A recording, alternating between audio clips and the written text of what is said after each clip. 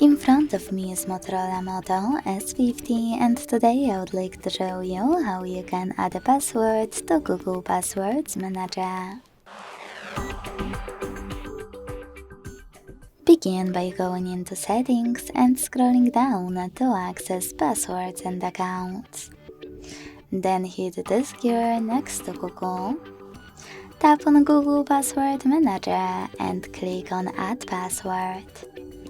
Now it's time to input all of those informations, and when you finished, hit Save at the top right corner.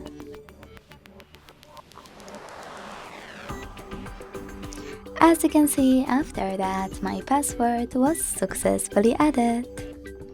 Thanks so much for watching. If you enjoyed this video, leave a like, comment and subscribe. Bye!